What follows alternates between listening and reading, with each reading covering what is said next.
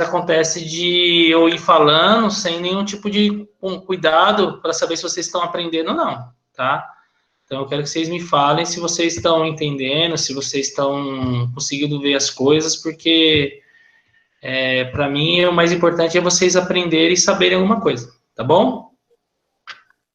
Tá bom. Ó, Ô, professor, só, pode falar. só voltando aqui um pouquinho no assunto, você acha que ano que vem a gente vai ter que repor tudo o que perdeu?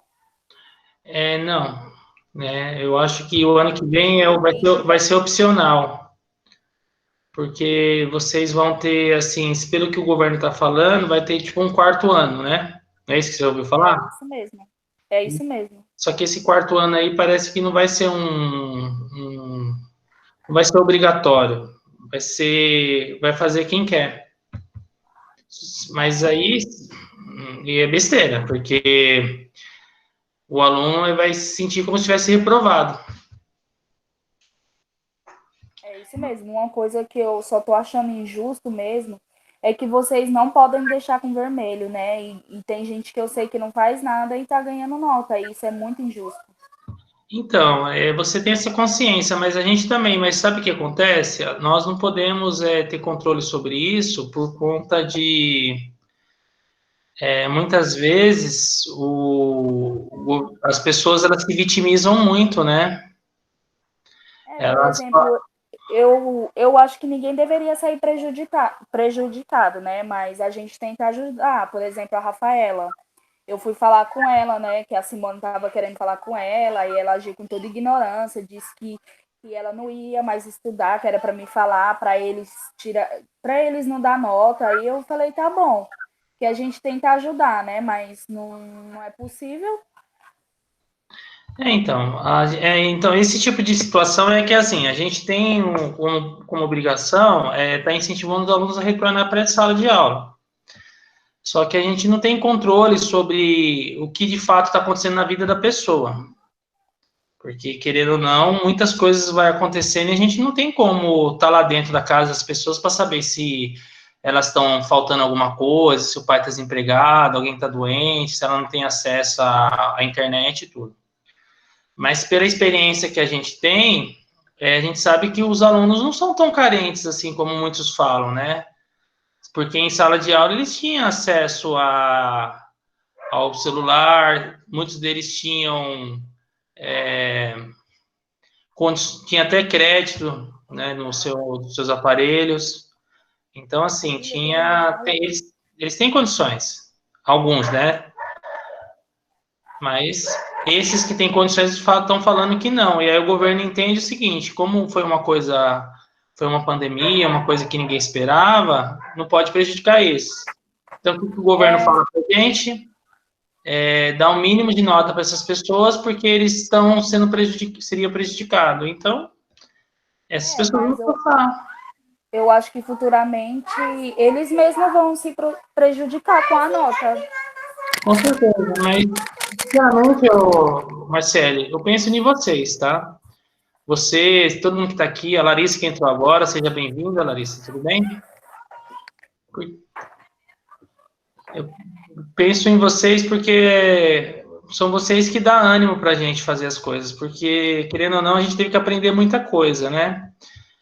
E graças a esse tipo de situação, onde a gente está buscando se aprimorar em algumas coisas, principalmente nessa parte da tecnologia, que às vezes a gente não domina, a gente começa a ver que se de fato tem interesse, a gente vai para frente. Se não tiver interesse, a gente fica na mesmice, né? Então, mas de qualquer forma, é pelos bons que a gente acaba trabalhando, porque aqueles que não querem, a gente não tem controle sobre isso, né? Vocês estão vendo a minha tela, Marcele? Eu tô vendo sim. Acho que Então tá. tá dando para ver. Então, ó, eu vou lembrar só o que a gente falou, tá? Porque a gente falou no finalzinho, tá? Eu deixei até esse material postado lá no Google Sala de Aula, depois vocês dão uma olhada, tá bom? A gente falou na embriologia, então alguns de vocês sabem que embriologia é o estudo da formação embrionária. A gente começou a falar de célula, depois nós falamos de tecidos, agora a gente está falando da formação do embrião. Aí eu expliquei para vocês que é uma área que estuda todo esse desenvolvimento do indivíduo, desde a sua fecundação até chegar à parte do indivíduo propriamente dito, quando existe lá o nascimento, né? E aí a gente tem processos, e esses processos, né, são reprodução que não precisa dos dois indivíduos, que é a sexuada, né, onde o único indivíduo dá origem a dois. Nós temos tipo de reprodução sexuada como um brotamento, que é o caso aqui, ó, que forma um broto e sai. Então, isso aqui é um animal, parece que não, mas é um animal chamado pólipo, né, que é um tipo de coral. Nós temos reprodução como essa aqui de bactéria, que uma bactéria se vira duas. Eu estou falando rápido porque a gente já viu isso, tá? Temos esse tipo de reprodução que um pedaço do indivíduo forma outro, que é o exemplo da estrela do mar, que isso aqui chama fragmentação, né, que aqui está dizendo o que ele é, que você tira um pedaço de um indivíduo e forma outro.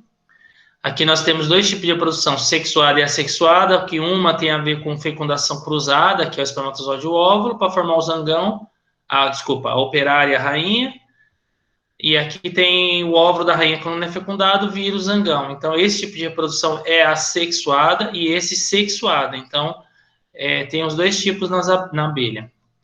E aí nós temos aqui os formatos, né? Isso aqui é uma curiosidade, só para mostrar como que funciona.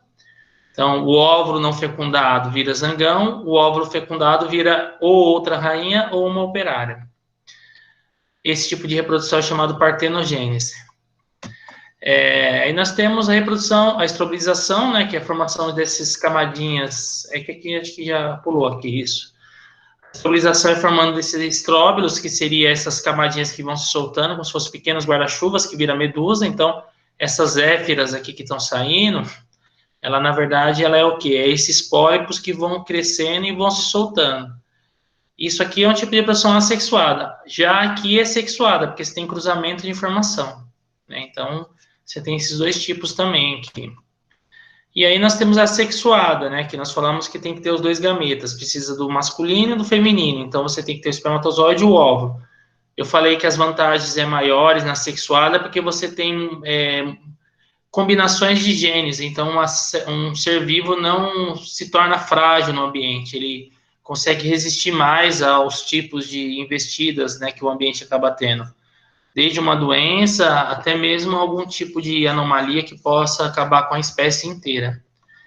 E aí nós temos o conceito de reprodução sexuada, tem que ter uma célula masculina, que é o espermatozoide, e uma feminina, que é o óvulo.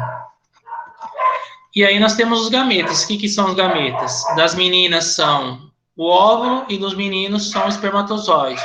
Quando a gente fala célula reprodutora, a gente fala gameta, tá? Eu só não vou entrar em detalhes aqui porque não é o caso, mas os lugares onde fabrica os gametas são as gônadas. Então, qual é a gônada feminina? O ovário. Qual a gônada masculina? Testículo. E o que é produzido nessas gônadas? Em um é produzido o óvulo, o outro o espermatozoide, tá?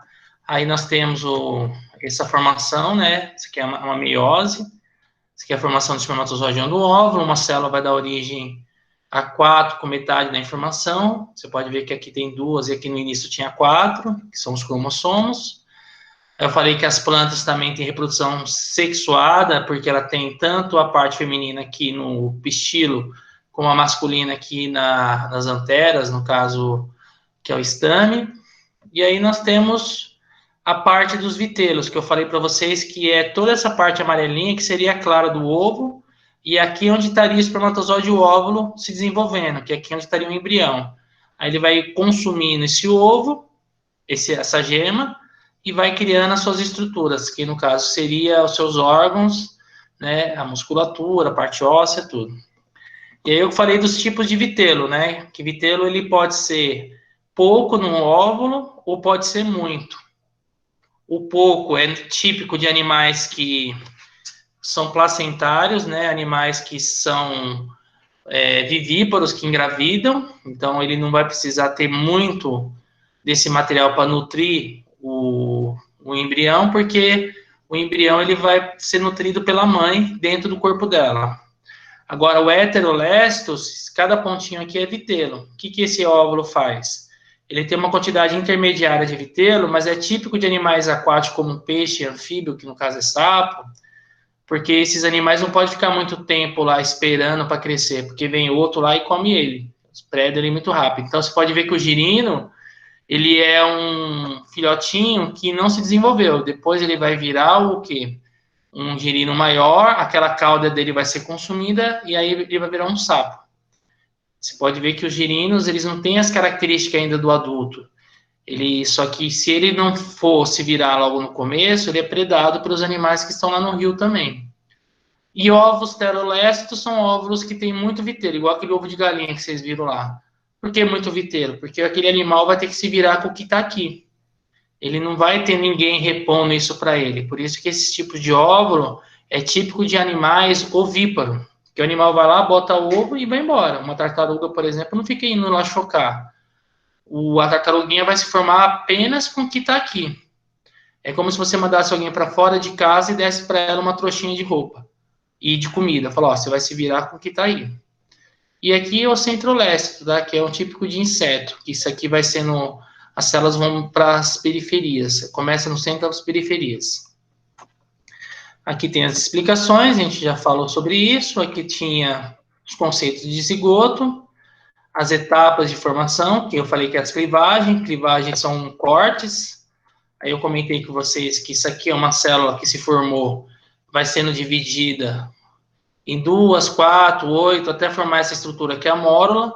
Quando você consegue cortar tudo, a gente fala que é holoblástica, porque você não tem nada atrapalhando, então é típico de óvulos, que a gente chama de óvulos alécitos, né, ou oligolécito, por quê? Porque ele tem característica de não ter muito vitelo, então ele se divide por completo.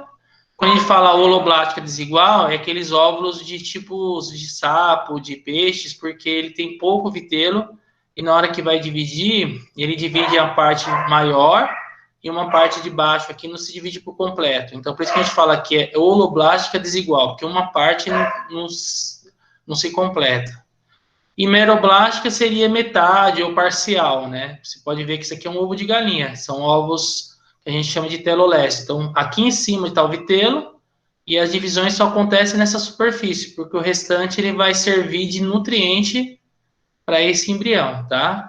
E o centro-leste é dos insetos. Pode ver que uma vai virando 4 e aí vai se dividindo até formar uma estrutura como essa. Isso é chamado clivagem, que são as divisões. Pessoal, eu só estou falando rápido aqui porque a gente já falou disso, tá? Aqui são as clivagens. Uma célula virou 2, virou 4, aí ela vai virar, continuar aqui o seu desenvolvimento, depois vai se desenvolver aqui, vai virar 8 e assim vai, tá? Até formar uma estrutura que a gente chama de gástrula.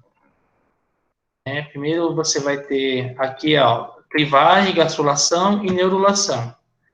Então, são processos de divisões. Então, você vai ter aqui, ó, a formação das células, várias células, até formar as estruturas primitivas. Então, como que funciona? Aqui vai ter uma imagem melhor, ó.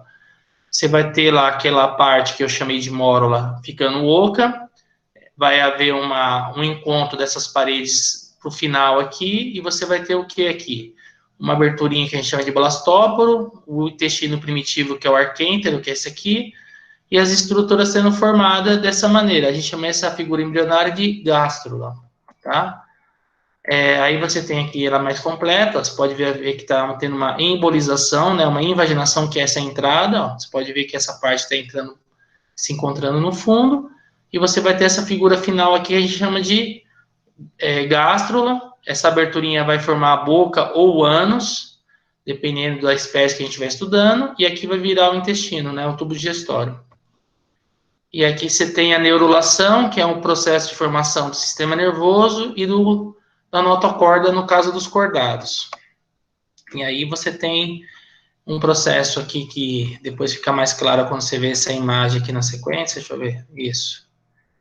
Ó, você vai formar aqui no caso, você ouve a clivagem lá até formar a blástula, aí você vai ter nessa formação aqui até formar a gástrula. A gástrula vai dar origem à neurula, que é esse tipo de figura embrionária, com 3 tecidos, o intermediário, o externo e o interno aqui, tá? Eu não estou me preocupando em explicar direito para vocês, gente, porque a gente já falou disso, tá?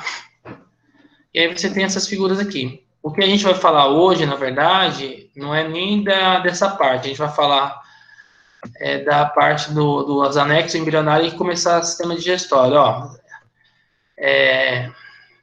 essa imagem eu mostrei para vocês no final da aula da semana passada. Falei que quando acontece o desenvolvimento embrionário, tem momentos em que o embrião está sujeito a deformidades, anomalias que são mais fácil de acontecer, que é até a 8ª semana, no caso aqui seria o 2º mês.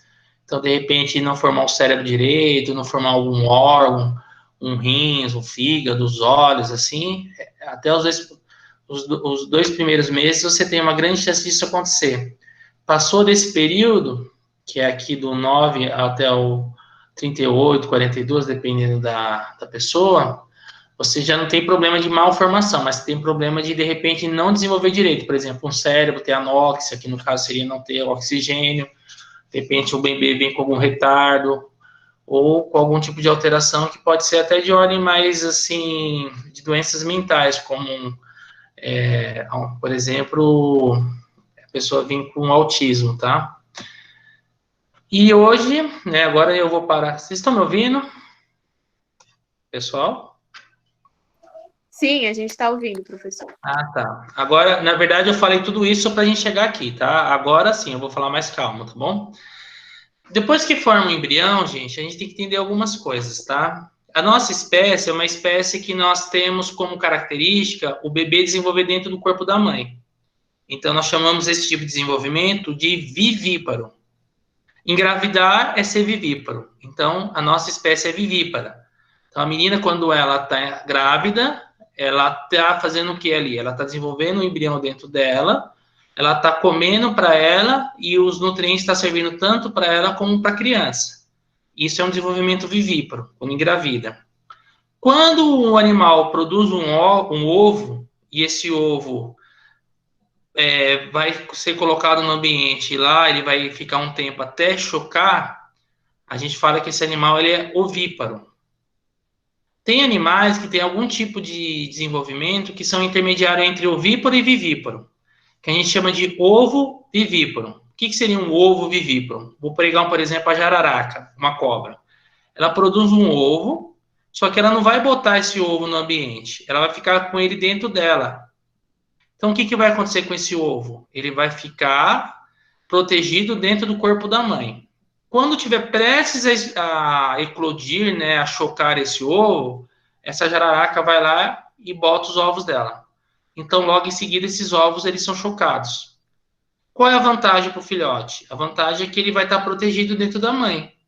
Qual é a vantagem da mãe? Ela vai produzir um ovo, mas ela não vai precisar comer para ela e para o embrião que está dentro dela. Porque o embrião, na verdade, está dentro do ovo. O ovo fornece tudo que o embrião precisa. Ela vai ficar mais pesada, ela não vai ter tanta mobilidade como antes, mas ela também não vai precisar comer para ela e para o embrião. Um animal vivíparo que engravida, ele já tem um problema. Para o bebê é ótimo, porque ele vai estar protegido, está aquecido, tem todos os nutrientes chegando para ele. Então, ele vai estar se desenvolvendo de uma forma mais tranquila. Mas para a mãe, por exemplo, a cachorrinha está grávida, ela está com 6 filhotinhos dentro dela. Ela vai ficar mais pesada, ela vai comer mais, ela vai ter algumas alterações nutricionais, a imunidade vai cair. Então, ela vai ter uma série de disfunções que vai vir junto. Então, é mais vantagem para o bebê e menos vantagem para a mãe no caso do animal vivíparo. No caso do animal ovíparo que bota ovo, a vantagem maior é para a mãe. Por que para a mãe? Pega um passarinho, o passarinho vai lá, bota um ovo no ninho. Ele vai levar a vida dele normal. Ela vai lá, vai buscar o seu alimento, vai lá fazer com que a sua vida tenha continuidade. Ele não vai precisar ficar carregando o ovo com ela. Só que qual é a desvantagem? O ovo, ele vai ficar ali no ambiente, pode ter algum predador que vai lá e come ele, pode ser que ele caia da árvore, pode ser que a temperatura esfrie e ele morra. Então, para o embrião não é tão vantajoso estar no ovo. É mais vantagem para a mãe do que para o ovo. No caso do vivíparo, é mais vantagem para o filhote do que para a mãe. E no ovo vivíparo, que é aquele que fica com o ovo dentro até ele chocar, é mais ou menos vantagem para os dois, tá? E aí, o que, que nós temos nesse momento do desenvolvimento embrionário? Então, a gente passou por todas aquelas etapas de clivagem, gastrulação, neurulação, organogênese, até formar um bebê. A gente vai ter, durante esse período, formação de anexo. O que, que é anexo? É algo que está junto com aquele embrião que está se formando.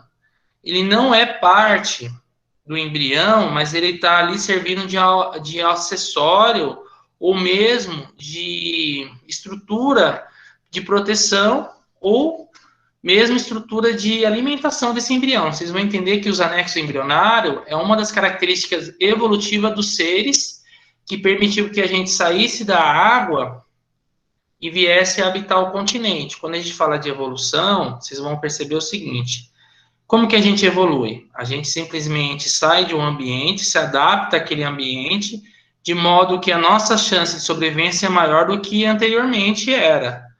Então, a gente tem uma vantagem ali, que é uma adaptação maior. Vamos imaginar a nossa vida, né? A gente falou lá, naquele momento que a gente falou sobre a formação do planeta Terra, a nossa vida teve origem onde? Na água.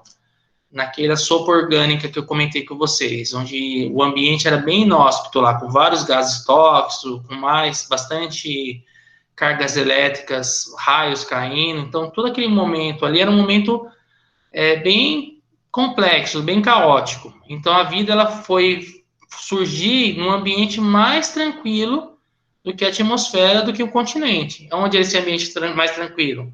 Era naquelas poças d'águas quentes que tinham próximo dali. Então, nós fomos desenvolvidos, né, o ser vivo do planeta Terra, na água.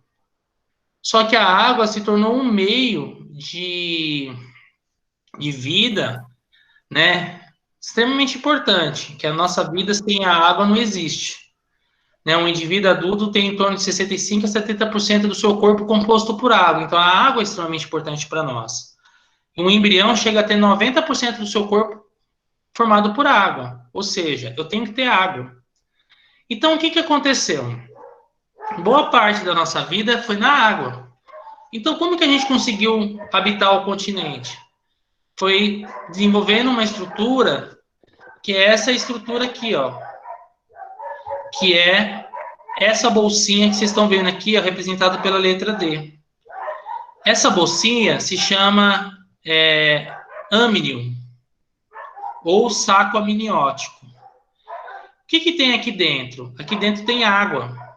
Então, esse amnion, ou saco amniótico, é onde vai estar a água que estoura na bolsa da mulher quando ela vai ter filho.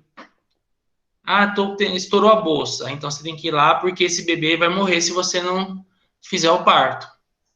E o que, que acontece então aqui dentro? Aqui dentro você tem uma água que vai hidratar todas essas células que estão crescendo e ao mesmo tempo vai proteger como se fosse um airbag. Essa estrutura D aqui, chamado amnion ou saco amniótico, que tem o líquido amniótico, que é o líquido que está aqui dentro, ela é típica de animais como répteis, aves e mamíferos, animais terrestres. O sapo e os peixes não têm amnion. A gente fala, quando não tem, a gente fala que eles são anamniota. O que é anamniota? Sem amnion. Aí você fala, mas por que eles não têm amnion? Porque eles não precisam, eles são desenvolvidos na água. Então, o peixe, ele vai pôr o ovo dele, o embrião dele aonde? Na água. O sapo é a mesma coisa. Então, agora, se o animal ele vai ter que viver no ambiente seco, que é a terra, ele tem que ter alguma coisa que o hidrate. Então, o saco amniótico foi uma estrutura que surgiu e que serviu de evolução para esses seres terrestres. Nós somos seres que temos amnion. Então, nós falamos que nós somos amniota. Nós somos amniotas. Quando eu falo nós, é quem? Todos os animais terrestres vertebrados. Quem? Aves, répteis, mamíferos. Então, o que, que acontece? No caso da ave, ela vai ter essa estrutura aqui, ó, que é um ovo. Ela está dentro do ovo. Então, o ovo é uma estrutura mais externa aqui, que faz parte também dessas estruturas que a gente chama de anexo. Então, essa estrutura D aqui, ela não é parte do embrião, mas ela está junto com o embrião no seu desenvolvimento. Então, a gente fala que o âmnio, ele é um anexo embrionário, uma coisa que está junto com o embrião. Mas vocês podem ver que além do D, tem um C, tem um B e tem um E. Lembra do vitelo que a gente comentou lá no começo? Então, o vitelo vai formar isso aqui, ó. Essa estrutura B aqui, ó, que está ligado, você pode ver aqui na região do cordão umbilical. Ah, mas ele não tem, ele não é vivíparo. Então, por isso mesmo, ó. O animal que não é vivíparo, ele tem que receber muitos nutrientes na mãe dentro do ovo para crescer, formar sua pena, formar sua perna, formar seu rim, seu fígado, assim vai. Então, aquela gema do ovo, ela vai formar um saquinho que vai se ligar dentro da parte do embrião e o embrião ele vai se nutrir do que está aqui dentro. Isso aqui é chamado saco vitelínico. Lembra da palavra vitelo? Então, o saco vitelínico, ele é a estrutura que vai nutrir um embrião. Então, você tem um âmnio protegeno com líquido amniótico, como se fosse um airbag e um hidratante, e você tem o saco vitelínico alimentando o embrião. Só que pensa que o ovo, que no caso aqui está representado, o animal, ao mesmo tempo que ele está consumindo, né, o vitelo, ele está produzindo substâncias que são tóxicas, né, compostos nitrogenados, nós temos excretas ali que tem que jogar fora. Só que você, ao mesmo tempo que você tem lá a sua cozinha, você tem uma lixeirinha. A lixeirinha é representada pelo C. O que seria o C aqui? O C é uma estrutura que a gente chama de alantoide. O que é esse alantoide? O alantoide é como se fosse o saco de lixo do embrião. O que ele não quer, ele põe aqui dentro.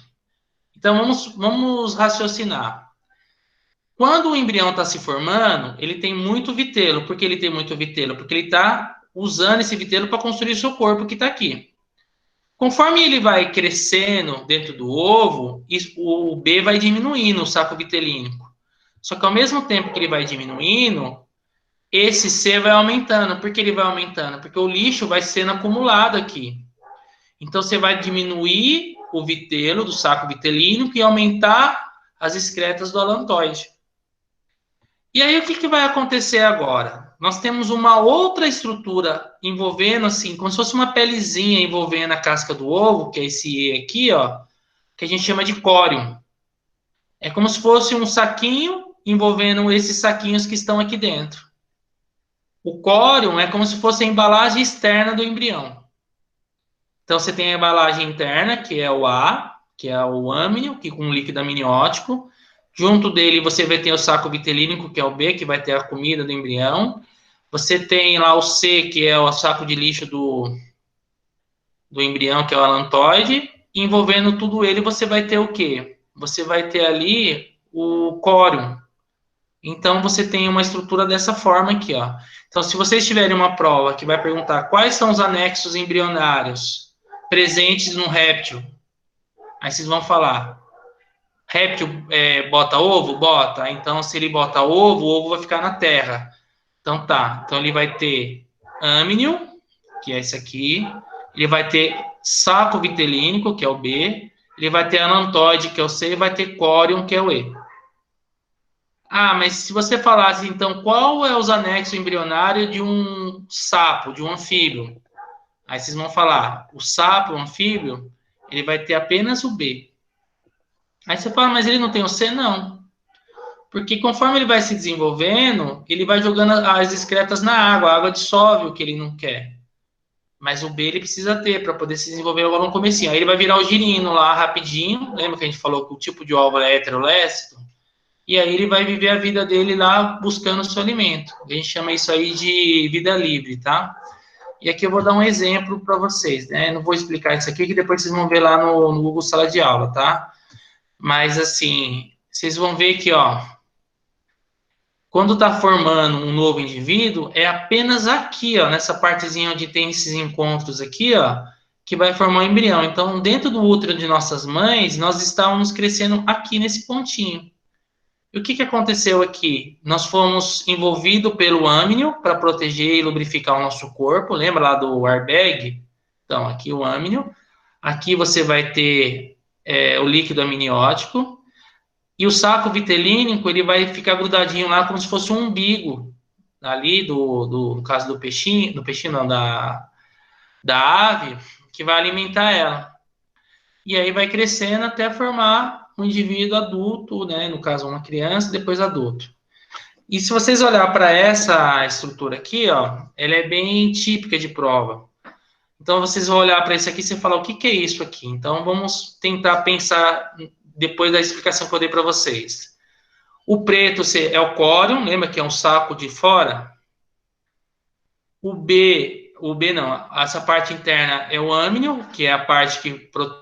Aqui é o embrião. Você pode ver que tem esse vaso sanguíneo aqui, ó, se irradiando para dentro do saco vitelínico. Então, o vitelo ele vai passar para esses vasos sanguíneos para fazer crescer o embrião aqui. E você tem o alantoide aqui, ó, que é onde vai jogar o lixo fora. E aí, no caso do ovo, essa albumina aqui é uma proteína que vai estar aqui, ó. Então, quando o oxigênio ele vai passar pelas cascas do ovo, ele vai passar para cá, ó, e vai para o embrião. E o gás carbônico que vai sendo produzido aqui, ele vai passar para cá e vai para fora do ambiente. Provavelmente vocês já cozinharam o ovo e depois quando você abre, não tem um buraquinho em cima do ovo, ele não é completamente oval, depois você tira a casca. É esse buraquinho de ar aqui, ó. E é esse ar que fica aqui, que vai vir o oxigênio de fora para o embrião, e o gás carbônico vai vir aqui e depois vai para fora para fazer trocas gasosas, tá? Vocês estão me ouvindo ainda, gente? Pessoal? Gente? Estamos ouvindo sim, professor. Ah, tá, obrigado. Aqui eu não estou vendo ninguém. Ó, eu vou colocar para vocês. Ó, então, o âmnio eu já expliquei para vocês, mas eu vou mostrar de novo. Ó, ele é a parte interna do embrião que envolve o embrião. Então, você vai ter aqui o âmnio, que é essa partezinha aqui, ó.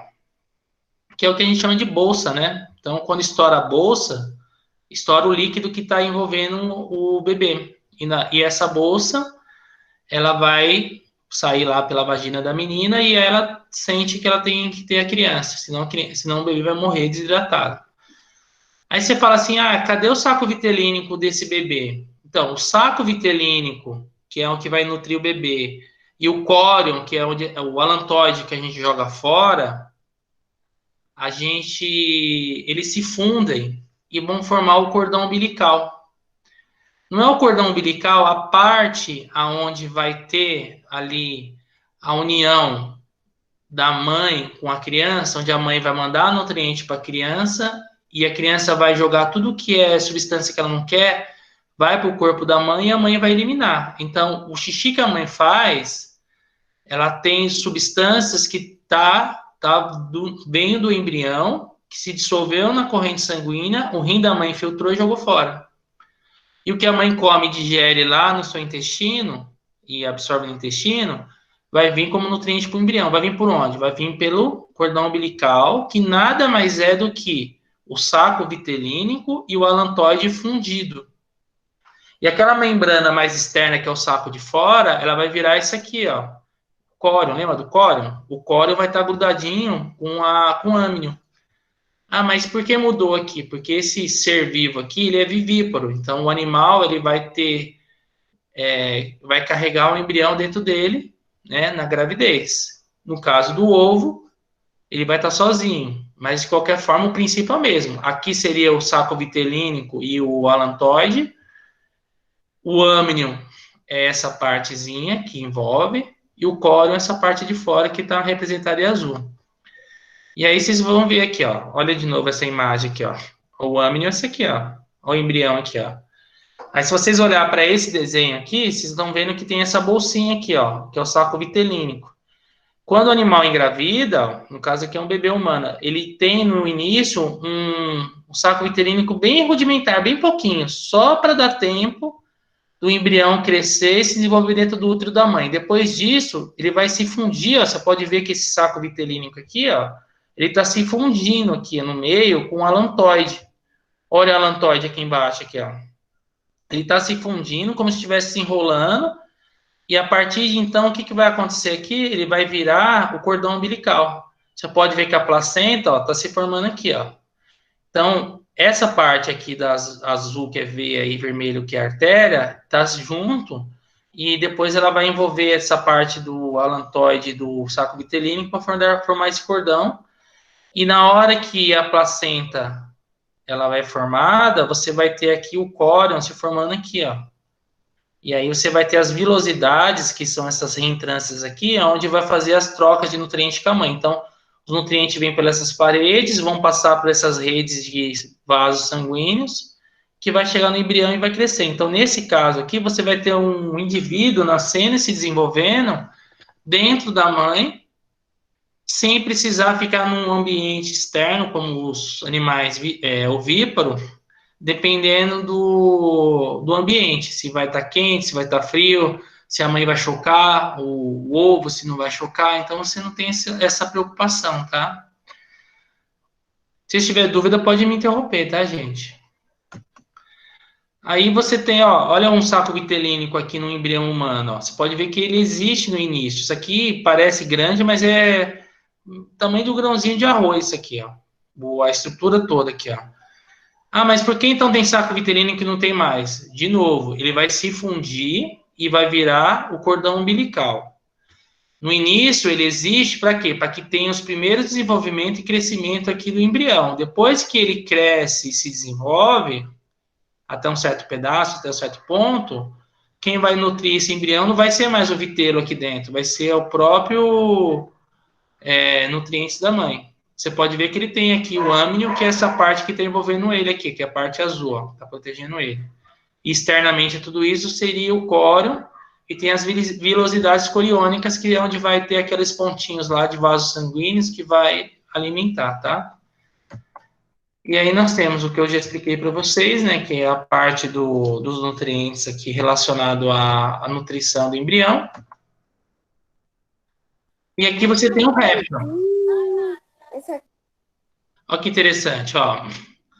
Se vocês tiverem uma prova, tiver uma imagem dessa e não tiver os nomes escritos, vocês conseguem já dizer o que vocês estão vendo. Só de vocês olhar próximo embrião em azul, ela vai ser sempre o âmnio. Ó, aqui não está nem marcado o âmnio, tá? Mas o âmnio é essa parte azulzinha aqui.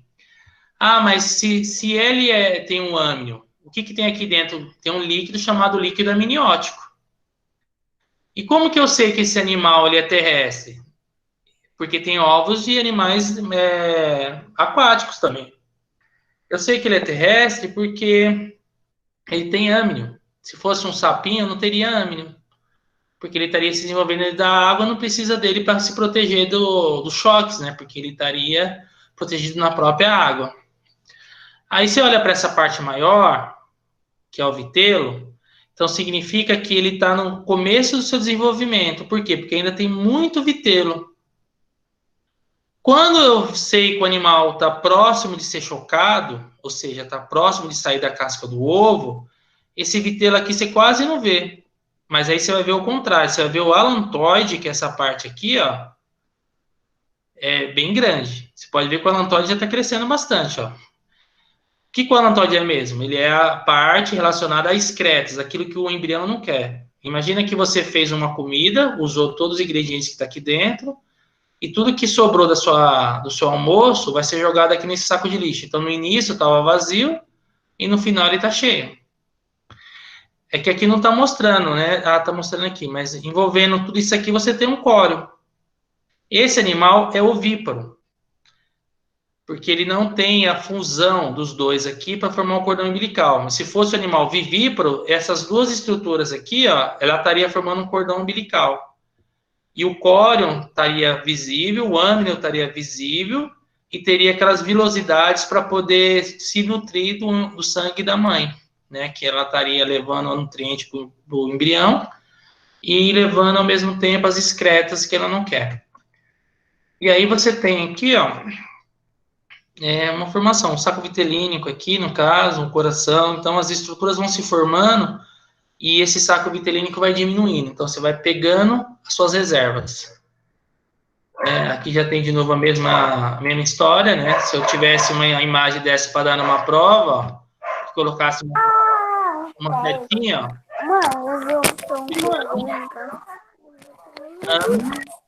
alantoide, saco vitelínico.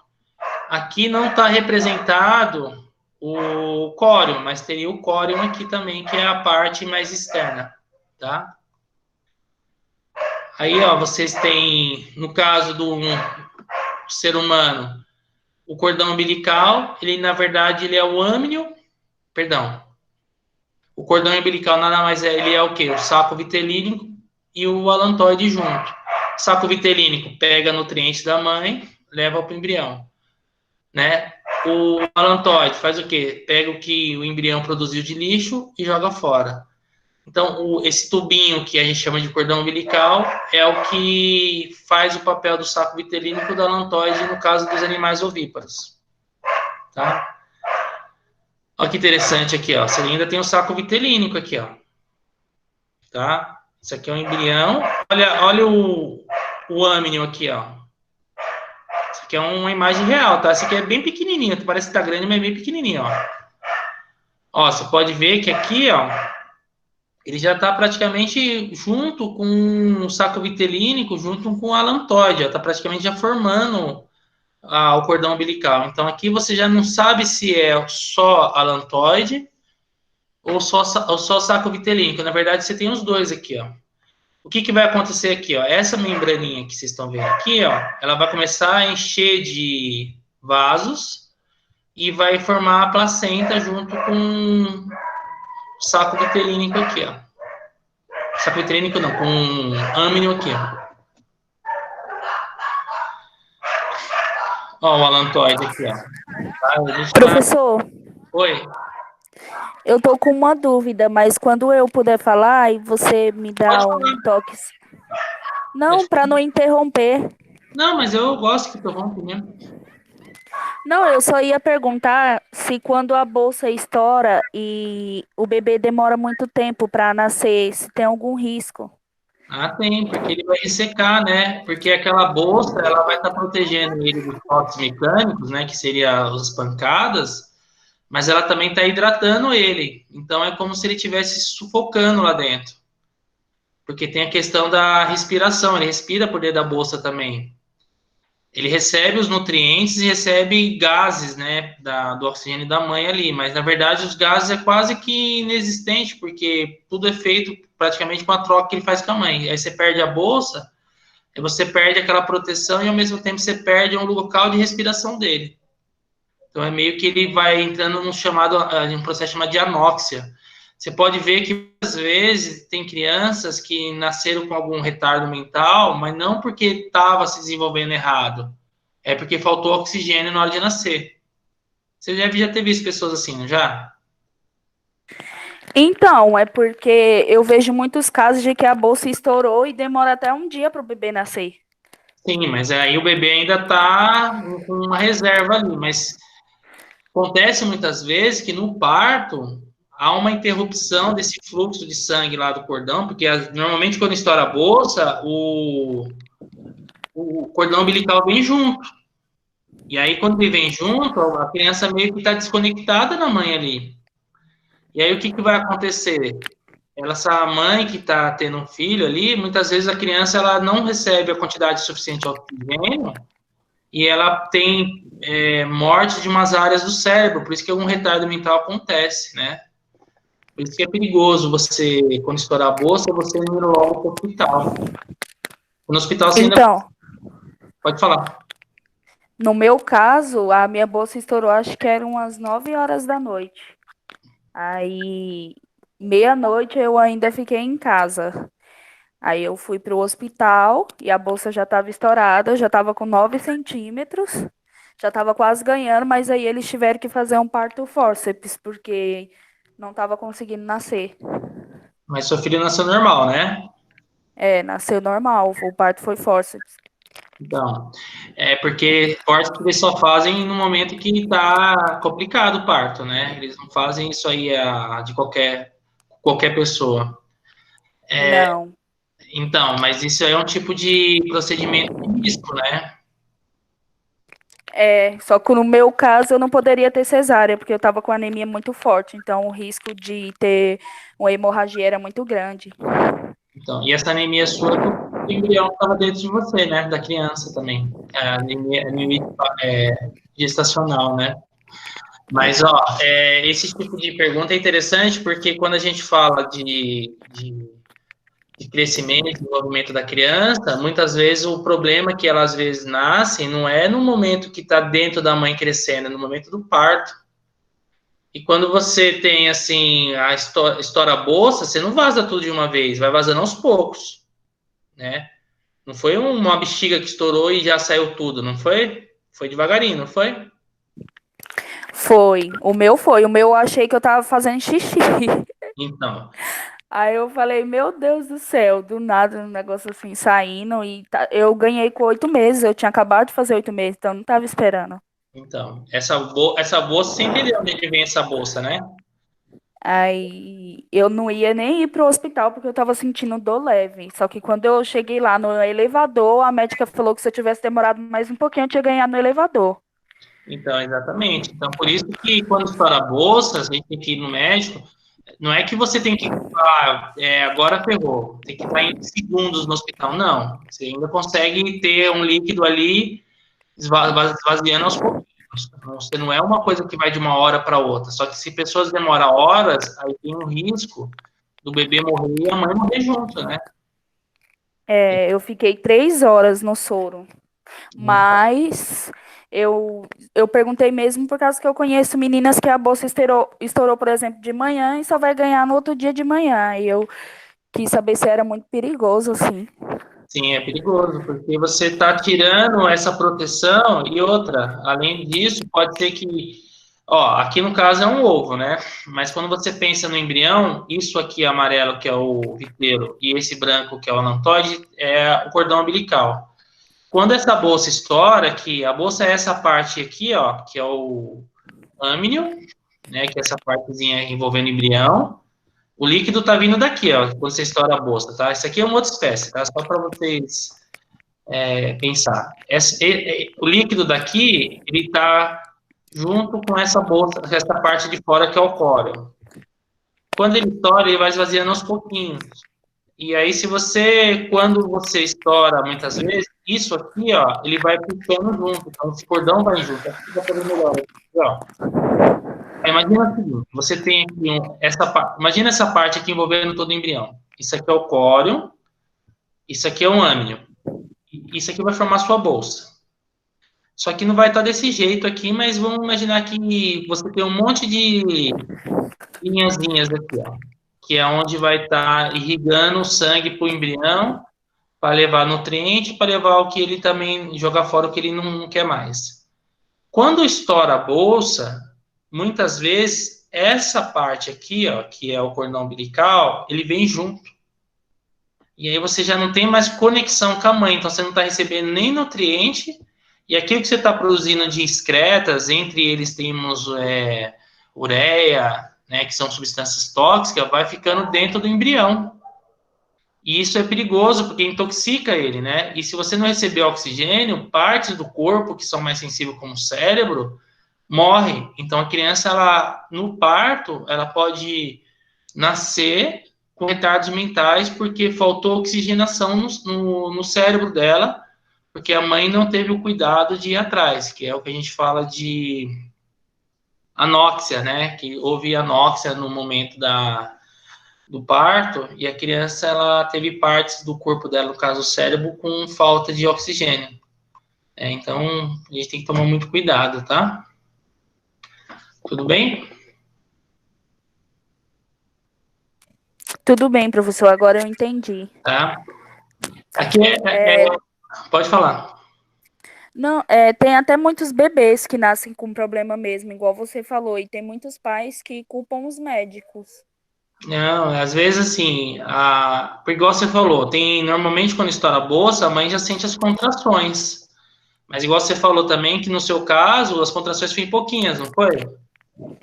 Foi, eu fui só por ir mesmo, achei que eu ia voltar, mas de lá eu já não saí. Não, porque você já percebeu que o seu corpo não estava normal, porque você não percebeu, você tinha feito xixi, lógico, né?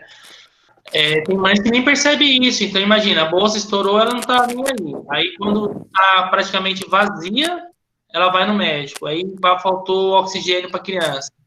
Essa criança pode nascer com esses retardos mentais por falta de oxigênio, porque morreu parte do cérebro, porque passou da hora de nascer. Culpar o hospital é errado nesse caso, por quê? Porque não foi um problema do hospital, foi um problema de a mãe não ter percebido isso. Lógico, vai existir erros médicos, vai existir um monte de procedimentos inadequados, só que, assim, nesse caso, não. Nesse caso, é uma questão do olhar que a mãe tem que ter para um momento ali que ela tá sentindo que essas contrações ou essa bolsa estourou, né? Tem pessoas que são tão desassociadas do seu corpo que nem percebe isso, falar a verdade, tá? Tudo bem, gente? Tudo Ó, bem, obrigada, professor. nada. Eu só vou terminar essa parte aqui, mas assim, só para vocês entenderem, ó, o ovo. O ovo é de animais ovíparos que vão colocar o ovo e vão embora. Lembra das vantagens para a mãe? A mãe pode fugir de um predador e deixar o ovo lá. Então, o ovo ela faz outro, agora a vida dela não. Então, ela pode deixar o ovo lá no ninho e ir embora se de repente aparece uma raposa para comer o ovo dela. Então, esse embrião está meio que solto ali na natureza e tem que se virar com o que foi colocado dentro dele. Então, o que ele vai ter? Ele vai ter um saco de ar. Quando a gente cozinha o ovo, a gente vê ele, que é aquela tampinha vazia, que o oxigênio entra e o gás carbônico sai. Ele vai ter essa bolinha externa, que é o córion, que é a bolinha que envolve tudo. A albumina, que é um tipo de proteína que também vai servir depois para nutrir aqui o embrião. O embrião propriamente dito, que é aqui, ó, você pode ver que ele está com uma bolsinha de água, que é o âmnio, e o líquido amniótico que está aqui dentro. Essa parte amarela é o saco vitelínico, que é onde vai nutrir ele. Você pode ver que tem vários vasos sanguíneos que vai estar ligando ao embrião. Aqui você vai ter o alantoide, que vai jogar todas as excretas que não quer mais. Então, você vai ter essa estrutura embrionária formada. Tudo isso aqui, gente, tirando o embrião, são anexos embrionários, tá? Anexos embrionários são estruturas que fazem parte do desenvolvimento do indivíduo, mas não é o indivíduo, tá? O indivíduo, por si só, é só um embrião. E aí você vai ter as características dele, ó. Alantoide aqui, ó, aqui ó, seria o saco de lixo e aqui seria o viteiro. Se fosse dar essa aqui, daria para dar essa parte como uma prova para vocês. Aí vocês iam dizer aqui, essa figura aqui, ó, a D é o embrião, a C é o âmnio, a B seria o córion e a A seria o saco vitelínico. E o alantoide é essa parte aqui. Então dá para a gente ver isso. E a bolsinha de ar aqui. É um animal terrestre e é um animal ovíparo. De novo, ó, o córion, né? É a mesma imagem, por quê? Porque o córion, vocês estão vendo que essa bolsa externa aqui, ó, tá? É a parte que envolve tudo. No caso do animal vivíparo que engravida, esse córion vai se fundir com o âmnio, porque essas duas estruturas aqui vai virar o cordão umbilical, tá? Aqui você vai ter... tá. Aqui é só para vocês visualizar mesmo, tá? Essa parte dos anexos. Então, não se esqueça, anexos embrionários são estruturas necessárias para o desenvolvimento do indivíduo. No entanto, os anexos embrionários só servem no momento que você está se desenvolvendo, ou o animal dentro do ovo, ou o animal dentro da barriga da mãe, no caso dos vivíparos. Depois que o indivíduo vai embora, sai da mãe, a mãe vai ter parto, os anexos não permanecem, tá? Então, não adianta você achar que você vai ter um cordão umbilical o resto da sua vida, que você não vai ter. E aí, o que vai acontecer? Você vai entender que a vida, ela só é possível graças a tudo isso que eu falei para vocês e os processos evolutivos que ela carrega junto, tá? E, por fim, a vida, né? Que é o parto, o desenvolvimento, a criança vindo e viver a vida, que é o que a gente está precisando nesses últimos dias, tá? Tá bom, gente? Então, essa parte aqui eu deixei já, encerro com vocês, a parte da embriologia. Eu imaginei que ia dar para a gente trabalhar essa parte do sistema digestório, mas não deu, mas isso é bom também, é sinal de que a gente está produzindo bastante. Eu só quero que vocês continuem participando, independente de ser pouco ou muito, tá? Se tivesse só a Marciele aqui, eu ia dar aula do mesmo jeito, como tem a Larissa, agora tem a Camila aqui também, tem a Yasmin que sempre está participando. É legal que a gente consegue ter uma troca legal. Eu gostaria mais que vocês participassem mais, tá? Que vocês pudessem tá perguntando mais, igual a Marcele perguntou, que vocês conseguissem ter dúvidas ali para mim poder ajudar, porque o mais importante aqui não é nem a nota que vocês vão ter, porque para mim isso aí é indiferente. A gente está até comentando no início aqui que passar de ano vocês vão passar. Isso, independente de eu querer ou não, vocês vão passar. Agora, o conhecimento é uma coisa que deve ser buscado, tá? Então, eu gostaria que vocês participassem mais, tá bom? Para poder até dar ânimo pra gente, para não ficar pensando que tá falando com uma máquina na nossa frente, tá bom? Tudo bem? Camila, tava com saudade de você, Camila. Faz tempo que você não entra. Você tá bem? Acho que ela nem tá ouvindo. Então. Então, gente, eu vou encerrar a aula aqui, tá? Então, vocês se cuidem. Essas gravações eu vou deixar. Essas gravações, Camila, eu tô deixando tudo lá no Google Sala de Aula. Então, as aulas que você não assistiu, você pode ir lá e você pegar a gravação do dia, tá? Eu tô deixando esses slides lá também, vocês dão uma lida, porque depois, quando eu fizer algumas provinhas, algumas atividades de avaliação, eu vou usar essas gravações também para cobrar isso também, tá? Então, procura estudar, gente, até porque tem Enem, tem outras provas que vocês vão fazer, e é importante que vocês tenham disciplina, tá? Porque se você não tiver disciplina, vai ser um ano perdido de verdade. Tem pessoas que não estão aproveitando, pelo menos esse tempo que está em casa, para fazer algo útil, né? Então, aí sim vai ser um ano perdido, mas quem está aproveitando fazer algo útil está sendo um ano produtivo, tá? Tá bom, gente? Fique com Deus. Tchau, Marciele. Tchau, Larissa. Tchau, Camila. Tchau, Yasmin. Fica com Deus, tá? Tchau, Júnior. Obrigada pela aula, viu? Fica com Deus, tá?